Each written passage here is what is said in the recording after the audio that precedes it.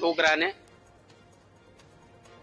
અને બનાસકાંઠાના કુચાવાડાના પ્રાથમિક આરોગ્ય કેન્દ્રમાં સ્ટાફની ઘોર બેદરકારી સામે આવી છે। દાંતાના સરકારી દવાખાનામાં એક્સપાયર્ડ દવાનો જથ્થો મળી આવ્યો।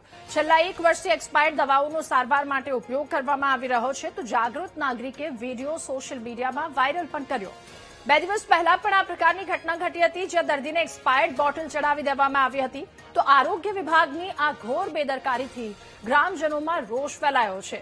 પીએચસી સેન્ટર, પીએચસી સ્ટાફ કે જેમની ઘોર બેદરકારી ફરી એક વખત સામે આવી છે બનાસકાંઠાના કુચાવાડા પ્રાથમિક આરોગ્ય કેન્દ્રમાં।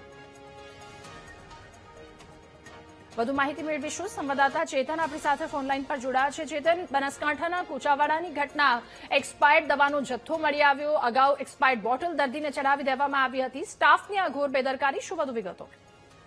જી રાજા, બનાસકાંઠામાં અવારનવાર આવા બનાવો બનતા હોય છે। 2 દિવસ પહેલા દાંતામાં એક એક્સપાયર્ડ ડેટ વાળી બોટલ દર્દીને ચડાવી દેવામાં આવી હતી, ત્યારે કુચાવાડા પીએચસીમાં એક એક્સપાયર્ડ ડેટ વાળી દવાઓ મળી આવી છે। એક જાગૃત નાગરિક દ્વારા વિડીયો વાયરલ કરીને આ માહિતી આપવામાં આવી હતી। તેમાં 1 વર્ષ જૂની દવાઓ સ્ટોર રૂમમાં રાખવામાં આવી હતી અને આ ઘોર બેદરકારી સામે આવી હતી। ત્યારે હવે બનાસકાંઠા આરોગ્ય ઉપર સવાલો ઉભા થયા છે। જી રાજા, આભાર આપનો વિગતો સાથે જોડાવા બદલ।